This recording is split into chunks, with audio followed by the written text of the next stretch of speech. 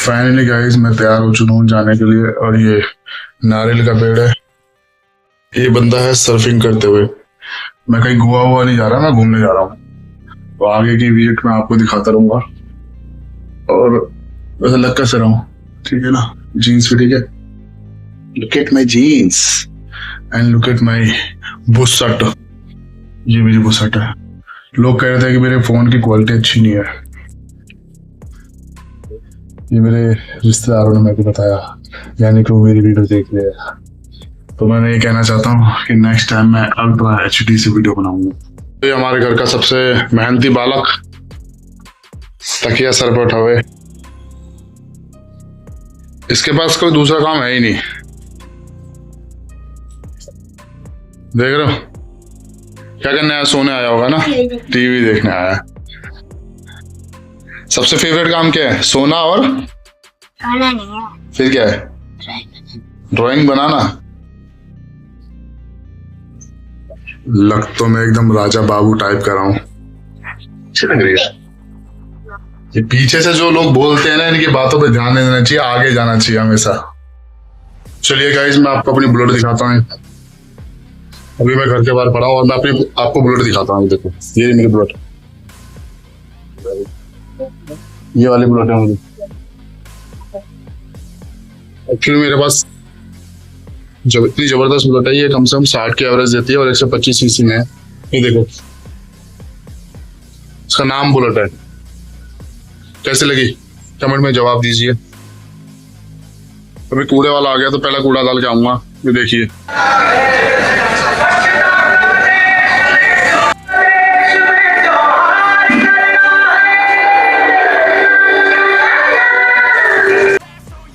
अभी कूड़े वाला भैया हमारे यहाँ पे आ गया था। तो मैंने इनसे बड़े प्यार से कहा, मैंने भैया हमारे भी आ जाया करो पास में, क्योंकि काफी दूर खड़े होते हैं ये लोग।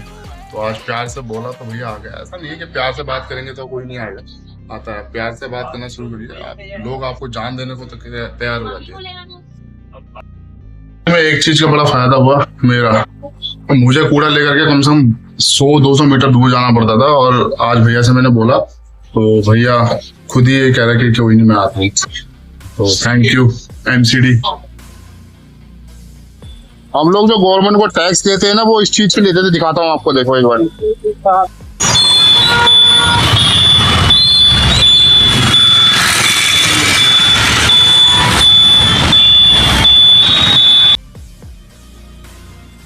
टाइम नहीं है मेरे पास, नहीं तो मैं और वीडियो दिखाता आपको। अभी ड्यूटी के लिए निकल रहा हूँ, ऑफिस से निकल रहा हूँ मैं, तो लेट हो जाऊंगा। लेट हो गया काफी ज्यादा। वेट फ्लोर तक कैसे आया हूँ चल के। इस वक्त मैं खाना खाने के बाद घूमने के लिए आया हूँ, आपको दिखाता हूँ। देखो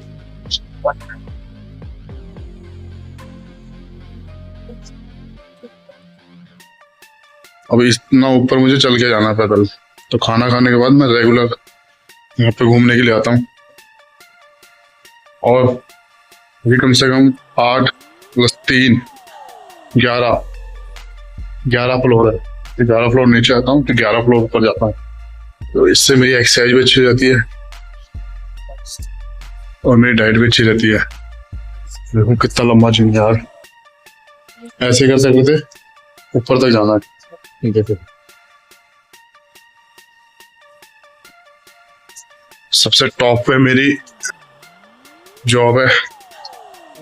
तो मैं तो फाइनली पहुंच गया। मैं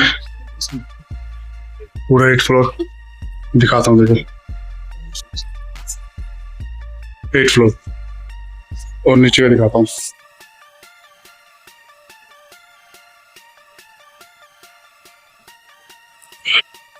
यहाँ तक मैं चल के ही आया हूँ। इतना आसान नहीं है यहाँ तक पहुंचना। रोज मैं ये करता हूँ ताकि फिट रहूँ। खाना खाने के बाद कम से कम आधा घंटा तो घूमना चाहिए। आपको भी बोल रहा हूँ, क्योंकि इंडिया में हेल्थ इशू बहुत ज्यादा बढ़ गया है। वीडियो क्वालिटी अच्छी नहीं है पर नीयत साफ है मेरी। अभी ऑफिस में जाऊंगा और वहाँ की वीडियो नहीं दिखा सकता, क्योंकि वहाँ पे बहुत ज्यादा कॉन्फिडेंस कम होते हैं और बहुत सारी फाइलें होती है जो नहीं दिखाई जा सकती। अंदर का नज़ारा भी नहीं दिखा सकता मैं, क्योंकि ऐसी जगह पे मैं काम कर रहा हूँ। बेशक 20,000 रुपये मिलते हैं पर काम बहुत ईमानदारी वाला है और ईमानदारी चाहिए भी अपने काम में, तभी आदमी तरक्की करता है। तो बाकी वीडियो में आपको बाद में दिखाऊंगा जब मैं निकलूंगा यहाँ से छुट्टी होके।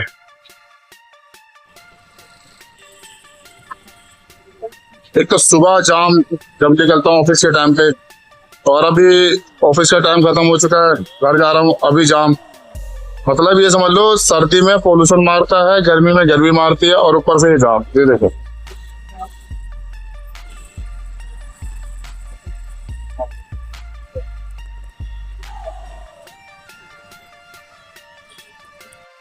हम दिल्ली जैसी जगह में रह थोड़ी रहे। ये देखो अब पीछे तक देखोगे ना नजारा यही दिखेगा।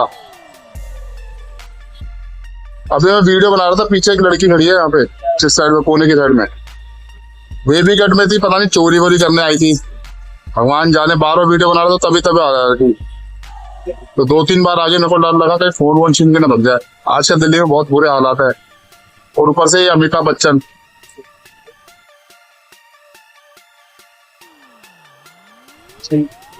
अगर दुनिया में कहीं नर्क है ना तो वो दिल्ली के अंदर है। एक तो पॉल्यूशन बहुत ज्यादा होता है, और ट्रैफिक जैम, और अभी गर्मी।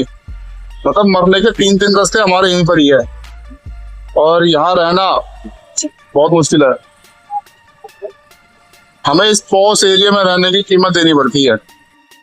ये इस वक्त मैं साउथ है इसके रेल लाइट पे खड़ा हुआ हूँ, और पीछे देखिए इतना घनघोर जाम है ना कि आपकी आत्मा तृप्त हो जाएगी। दिल्ली में जो सबसे बड़ी प्रॉब्लम है वो ये है कि रेड लाइट। हर आपको 500 मीटर के बाद एक रेड लाइट मिल जाती है। आप रेड लाइट पे रुकने के लिए कम से कम मान के चलो 120 मिनट आप रुकते हो रेड लाइट पर, और निकलने के लिए आप वहां से जब रेड लाइट से निकलने की आपकी बारी आती है, ग्रीन लाइट होती है, तो आपको मात्र 30 सेकंड मिलते हैं। मेरा 13 किलोमीटर का घर है, और यहाँ से 13 किलोमीटर पहुंचने मुझे मतलब एम से और आलीगांव यानी कि सरिता विहार के पास पहुंचने मुझे 1 घंटा लगता है। अब बताइए सही है? अब ये देखो फिर रेड लाइट, फिर से एक और रेड लाइट आ गई। देख करके ये कि यहाँ पे रेड लाइट नहीं है, कोई लड़ी जला के गया है दिवाली वाली, हर 2 मिनट के बाद ही मिल जाती है आपको जलती हुई। मुझे तो कई बार ऐसा लगता है कि मैं दिल्ली में रेड लाइट को देखने के लिए आया हूँ। ये देखो फिर से एक और रेड लाइट होगी। ये देखो मैं आप लोगों से बात कर रहा हूँ, इतनी देर में फिर से एक रेड लाइट होगी। तो इन रेड लाइट को कोई फायदा है? हम घर जाने के लिए निकलते हैं, और हर 2 मिनट बाद अगर रेड लाइट मिलेगी तो घर कब पहुंचेंगे? इनका बेनिफिट अगर कुछ होता तो शायद से इतनी लगाने की जरूरत नहीं पड़ती। दिल्ली में सबसे ज्यादा जो वाहियात जाम लगता है कालका जी पे। नेहरू प्लेस से स्टार्ट होता है और पूरे कालका जी के रेड लाइट तक रहता है। ये देखो क्या बुरा हाल है, ये देखो। और सेम टू सेम ऐसा जाम आपको गोविंदपुरी मेट्रो स्टेशन के पास ही मिलेगा। वहां पे फटफट सेवा वाले हैं, और लोग अंदर से बाहर की तरफ निकलने के वो टी पॉइंट भी है वहां पे। सबसे वाहियात जामों में से एक वो है, और एक ये है।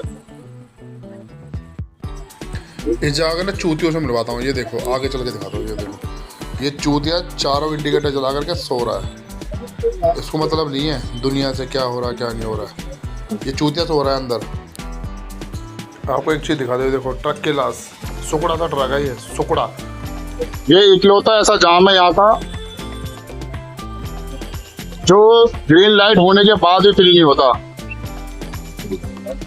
ये देखो ग्रीन लाइट है, और जाम देखो इन गायों की वजह से लगता है। एमसीडी को कम से कम 50 बार कंप्लेन कर चुके हैं, पर यहाँ पे कुछ होता नहीं है। और जाम देखो, देख रहे हो कितना बुरा हाल है। और ये चौक है, गोविंदपुरी का चौक है। ये मेट्रो स्टेशन से थोड़ा जस्ट आगे आने के बाद मिलता है। ये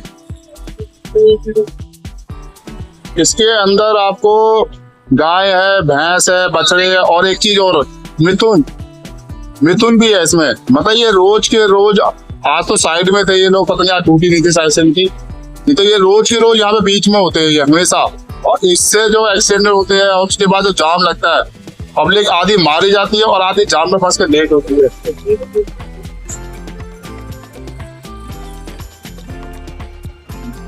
ये साला जाम का बाप है, सरिता विहार से लेकर के बदरपुर तक।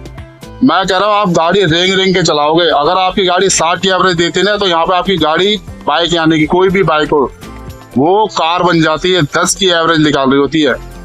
और ये दुनिया का सबसे वाहियात जामों में से एक है। छतरपुर तक ऐसा रोना है कि मैं कह रहा हूं, अगर आप एम्बुलेंस में जा रहे हो तो आप ये समझ लेना आप मरने के लिए आए हो यहाँ पे। पीक टाइम में तो आप बच ही नहीं सकते, आपकी गारंटी मैं दे सकता हूँ, आप नहीं बच सकते। आप हॉस्पिटल तो पहुंचोगे नहीं, सीधा मंदिर जाओगे। मंदिर नहीं, सॉरी, जहाँ आपको चलाया जाता शमशान घाट, मंदिर कह दिया मैंने, माफ करना। शमशान घाट में जाके आपकी सीधा वो कहते हैं मुक्ति मिल जाएगी आपकी आत्मा को। ये देखो, ये चलता रहेगा ऐसे पूरे दिन। अपने घर के और पहुंच चुका हूँ और मैं आपसे एक बात कहना चाहता हूँ कि आम आदमी होना कोई बड़ी बात नहीं है, पर आम आदमी बन के जीना बहुत बड़ी बात है। साला रोज रोज का इतना जाम देख देख करके मेरे दिमाग में ना इतना ज्यादा गुस्सा भर चुका है कि अगर धारा सिंह में मिल जाए ना, मैं उसे भी पील दूं। क्योंकि साला एक एक घंटा यहाँ पे बर्बाद करके, ये देखो पीछे देख रहे हो, ये देखो साला एक एक घंटा बर्बाद करके मैं घर पहुंच रहा हूँ। और उसके बाद घर जाने के बाद क्या कहेंगे, अरे ये कर दे, अरे ये कर दे, अरे ये कर दे। उनको ये लगता है कि ये बंदा ना गाड़ी में बैठ के आराम से, कोई टेंशन नहीं, कोई दिक्कत नहीं है। मतलब खोपड़ी पूरी बनना जाती है। और उसके बाद आप लोग ये कहते हो, तो ये साला अंधेरा कैसे हो जाता है इसमें बार बार। और उसके बाद आप लोग ये कहते हो कि कुछ नहीं होता यार, ये तो नॉर्मल सी बात है। भाई बोलना चाहिए यार, हर चीज के लिए बोलो, पैसा देते हैं यार। ये देखो फुटपाथ देखो खुला पड़ा है, साला कोई दीपक कुमार इसमें कूद के मर जाएगा, कौन जिम्मेवारी लेगा बताओ, कोई लेगा? अभी 2 दिल्ली में एक्सीडेंट हुए थे, उसमें 2 लोग मर गए, किसी को क्या पड़ी है? बोलिए यार एक बारी। ये देख रहे हो, ये दिल्ली की जमुना है जिसे हमने नाला बना दिया। ये कोई सरकार नहीं करके गई, ये लोग करते हैं। कूड़ा कचरा अंधाधुंध मट्टी सट्टी जो भी मिलता है, मतलब ये समझ लो ऐसा सोचते हैं डस्टबिन है, इसमें फेंक दो सब कुछ ठीक हो जाएगा। खैर मैं इसके बारे में बताने नहीं आता। एक्चुअली वीडियो बनाने के चक्कर में मैं इतना ज्यादा मतलब खो गया कि मैं असली चीज करना भूल गया। मेरे को जाना था साइन बाग, वहां से लेने थे मुझे गेट, 2 गेट लेने थे मेरे को। मैं गलती से गलत गेट ले आया था अपने ऊपर वाले कमरे के लिए, मैंने आपको दिखाया भी था, उसमें सफेदी का भी मैंने वीडियो डाली, आप देखना वो वाली वीडियो। तो घर जाता तो गाली सुनने को मिलती, इसलिए मैं यहाँ आ गया वापस। मैं अपने घर से वापस घूम करके साइन बाग जा रहा हूँ मैं, तो वहां जाके आपको दिखाता हूँ गेट कैसे। एक्चुअली जो गेट लेने थे मेरे को प्लेन वाले लेने थे, और मैं ले आया डिजाइन वाले। अब वो कटिंग में आएंगे तो खराब हो जाएंगे, तो इसलिए प्लेन वाले ज्यादा बेस्ट रहेंगे। तो अभी मेरे को जो हमारा कारपेंटर है उसने ये कहा कि भाई प्लेन वाले गेट लेके आना, उनमें कटिंग हो जाती है तो कोई दिक्कत नहीं आती है। फाइनली मैं ऐसा देखा आ गया, यहाँ खड़े होने पर भी ना इतनी बदबू आ रही है कि ऐसा लग रहा है कोई नाला सट रहा हो। और ये जमुना है, ये हमारी खराब करी गई है, ये कोई गवर्नमेंट नहीं करी, पर अभी सफाई चल रही है इसकी। और अभी तक कीचड़ जितनी भी है ऊपर आ चुकी है, बहुत बुरा हाल है वैसे यहाँ का। पर यहाँ का ना देखो हाईवे बढ़िया है, ये मुंबई और दिल्ली एक्सप्रेस का हाईवे है, यहाँ पे काम भी चल रहा है और बढ़िया सरकार ने मतलब अरेंजमेंट करके दे रखा है। आप गाड़ी कम से कम 80 की स्पीड से यहाँ से निकाल सकते हो आराम से, 5 से 6 किलोमीटर आपको। अगर आप हरियाणा की तरफ में जा रहे हो तो ये समझ लो 100 की स्पीड पे अपनी गाड़ी को आप दौड़ा सकते हो इस जगह पे। ये दिल्ली का पहला ऐसा हाईवे होगा जो नॉन स्टॉप चलने वाला होगा मेरे ख्याल से। तो मैं आपको गेट दिखाता हूँ पहले। मैं ये मुंबई और दिल्ली एक्सप्रेस का हाईवे है, उस पर बना हुआ है। इसको देख के एक चीज अंदर मन में होती है कि इसके ऊपर चढ़ जाओ। तो देखो चढ़ता नहीं मन चढ़ने के अंदर, भाई एक नंबर चीज बना रखी है। और ये पीछे तक है, बाप रे, ये मुंबई और एक्सप्रेस वे का ये तो मेरे ख्याल से टोल नाका है, पता नहीं क्या बनाएंगे भगवान जाने। और इसको देख के ना अंदर फीलिंग आती है कि इसके ऊपर चढ़े, और एक बार जरूर जाऊंगा इसके ऊपर मैं। ये वाले वो गेट थे, एक्चुअली में दिक्कत क्या थी, यहाँ से कटिंग होती ना तो ये खराब हो जाते हैं, ये देख रहे हो। अब मुझे चाहिए पूरे प्लेन वाले, अभी प्लेन वाले आएंगे तब दिखाऊंगा आपको। ये देखो गेट तो बढ़िया है ये वाले। अब इसकी जगह जो नए गेट आएंगे उनमें होगा सौदा हुआ है 1000 रुपए का। तो वो पुराने गेट ये अपने वाले गेट लेगा और नए वाले गेट जो प्लेन वाले गेट है वो 1000 रुपये एक्स्ट्रा लेकर के मेरे को देगा, मतलब 400 रुपये वो आने वाला लेगा, क्योंकि इसको लेके भी जाएगा गेटों को। तो देखा जाए तो बुरा भी नहीं है। और हाँ, ये है कि चीज फंस गई थी तो बड़ी मुश्किल से निकली भी है। अब मैं फंसा हुआ था उसमें, तो उसने 2000 मांगे थे, तो 2000 में से मैंने उसे बोला, मैंने भाई मैं 1000 रुपये दे सकता हूँ, इससे ज्यादा नहीं हो पाएगा। तो 1000 रुपये वो मान गया। अब रात में 10 बजे तक आएंगे, तो अभी टाइम जो हो रहा है 6:30 हो गया। देखो दिख रहा है क्या? दिख गया 6:30 हो चुके हैं। और 10 बजे वो बोल रहा है कि आएगा, नहीं तो कल सुबह 7 बजे के बीच में आएगा, 6-7 बजे के बीच में। दिक्कत इसमें सबसे बड़ी ये थी कि वो बंदा गेट वापस करेगा नहीं करेगा, क्योंकि जिस जगह पे लेने के लिए मैं गया था वो है पूरा मुस्लिम एरिया, साइन बाग। अब लोगों ने एक नैरेटिव फैला रखा है कि मुसलमान जो होता है बहुत बुरा होता है, पर भाई ये पहला मुसलमान बंदा था जिसने पूरा कोऑपरेट किया। मान ले बेशक उसने 1000 रुपये फालतू ले लिया। देखो नॉर्मली कोई भी बिजनेसमैन अगर वो किसी का फायदा ना उठा पाए तो वो बिजनेसमैन किस बात का। मेरे 1000 रुपये के मुझे कोई दुख नहीं, और मैं अगर देखूँ तो मेरे 1000 रुपये बेनिफिट में ही है। क्यों? क्योंकि अगर वो नहीं करता और ये गेट यूज नहीं होते, ये 3500 के गेट आए थे तो वेस्ट जाते नहीं आते वेस्ट। तो अब उसने 1000 रुपये ले लिए तो ये हो गए 4500 के। मुझे लगता नहीं कोई बुरा सौदा हुआ है मेरा कोई। इनफैक्ट मुस्लिम कंट्री में जो मुसलमान रहते हैं उनके बारे में तो मैं कुछ नहीं कह सकता, पर जो इंडिया में जो मुसलमान रहते हैं वो काफी अच्छे हैं।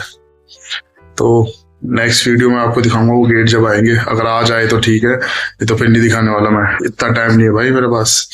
और हाँ, यूट्यूब में ना मेरे को ब्लॉग बनाने में सबसे बढ़िया चीज एक चीज लगती है कि आप कुछ भी कर सकते हो, कुछ भी। मतलब आपको हंसने की वीडियो बनानी है, रोने की वीडियो बनानी है, या कुछ भी रैंडम वीडियो बनानी है, कुछ भी आप बना के डाल सकते हो। ये बेनिफिट है यूट्यूब का, ये मेरे को सबसे बढ़िया लगा यूट्यूब का।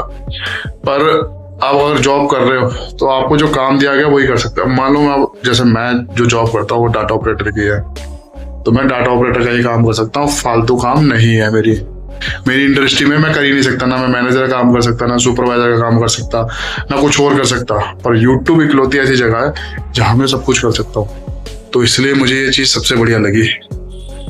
मैं ब्लॉग कभी बनाया नहीं मैंने आज तक लाइफ में, और यूट्यूब पर ब्लॉग बनाने का जो मेरा मकसद था यही कि भाई इसमें कुछ भी कर सकते हो। तो मैं, जो भी लोग मेरी वीडियो देख रहे हैं, मैं ये कहूंगा भाई बनाओ, अंधी बनाओ, जो मर्जी बनाओ, कुत्ता गिर गया है उसकी बनाओ, कुत्ता उठ गया है उसकी बनाओ, सरकार जा रही है उसकी बनाओ, सरकार आ रही है उसकी बनाओ। मजा है भाई इसमें, मजा। क्या चाहिए? क्या चाहिए? कुछ नहीं चाहिए तो वापस जाओ, चलो।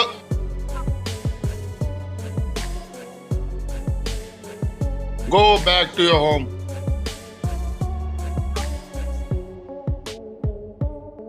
नहीं जा रही? बुलाओ तो मम्मी को, बुलाओ मम्मी को तेरी।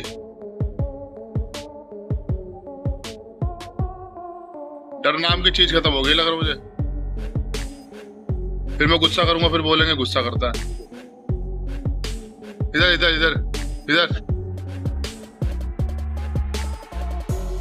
क्या चाहिए? पानी पीना? पानी? पहले मुझे ये बताओ, कौन सी फेयर लवली लगाते तुम? फेयर लवली कौन सी तुम्हारी? और ये तुमने नखूनों पे तुमने बोली ना नेल पॉलिश है? नेल पॉलिश नहीं लगा इन पे हैं? सुंदर तो हो तुम वैसे। हाँ हाँ, क्या बात है। ये आ गए हमारे गेट, प्लेन गेट। वो गेट ये देखो, अब पूरा प्लेन है ना। इसके साथ सबसे बढ़िया चीज़ ये मिली, लॉक है, लॉकिंग सिस्टम, ये बढ़िया चीज़ है। अब ये प्लेन गेट है, ये 2 गेट हो गए, एक इधर से भी एक इधर से भी। अब हो गया मेरा काम। इन्हीं के चक्कर में पागल हो रहा था। चलो